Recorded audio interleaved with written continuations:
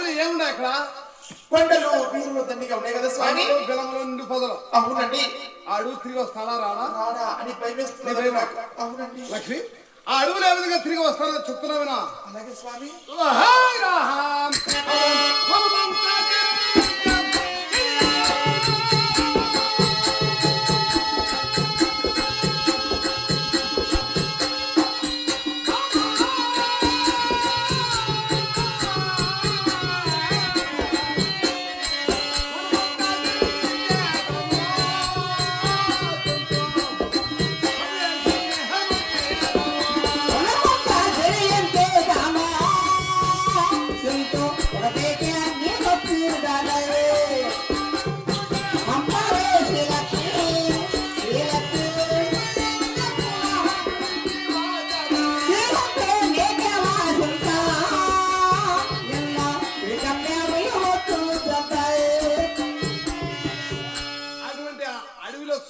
తిరిగి ఆ మృగాల సమృద్ధి ఖచ్చితంగా తిరిగి వస్తా. నీకు లక్ష్మి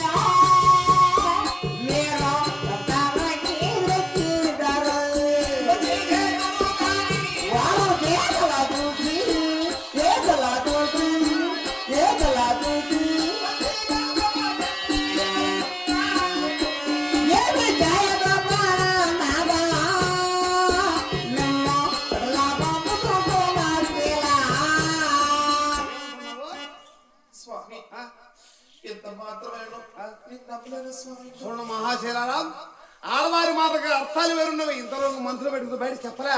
ఇప్పుడు ఏమని చెప్తుందంటే, అరణ్య మార్గంలో చెంచు వనితలు అంటే పెళ్లి కాని బాలలు, అపరూప సౌందర్య రాసులు, సుందరాగులు, కన్యలు ఉన్నారంట. అటువంటి వారిని చూసి వారిని ప్రేమించి పెళ్లి చేసుకుని అక్కడ ఉంటాడేమో అనుమానం, ముందు అనుమానం విడుదల మన ఆడవాళ్ళు పుట్టారంట. ఈ అనుమానంతో వేట మార్గం వరకు నిలకడ చేసింది. లక్ష్మి, నా మాట నమ్మాలంటే ఏం చేస్తే నమ్ముతావు నువ్వు? స్వామి, ఈ సభవారు చూస్తుండగా పాలు పోసి హస్త ప్రమాణం చేస్తే పంపిస్తాను స్వామి. ఆ మాట సందేహం చెప్పేటప్పుడు పాలు పోసి వెళ్ళిపోదు.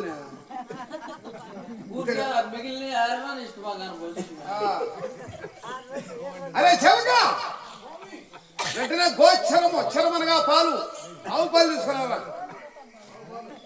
పాలు చేసుకోదాం.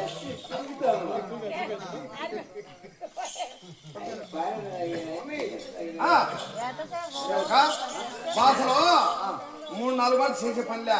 అన్నం ఉడికిందా లేదని ఒక మెతుకు పట్టుకున్నా అన్ని ఉడికినట్టే. ఏం చేయాలి? బాసలో ఒక సూర్య చేసేది, ఒక సూర్య బాసలు చేసేది.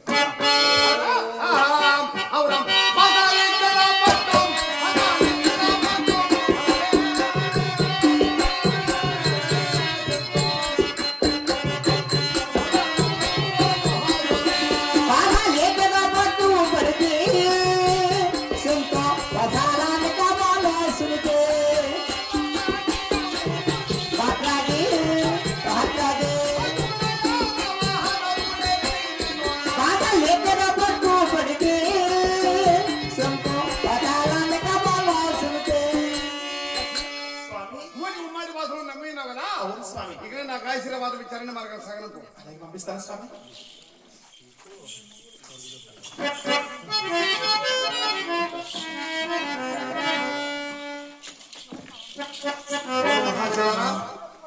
అలనాడు గరుడాద్రి శిఖరమందున దేవాని దేవుడు అరణ్య మార్గం వెళ్తుండగా దేవతలు వచ్చి పులవర్ష కురిపించారు, దీవెనలు ఇచ్చారు.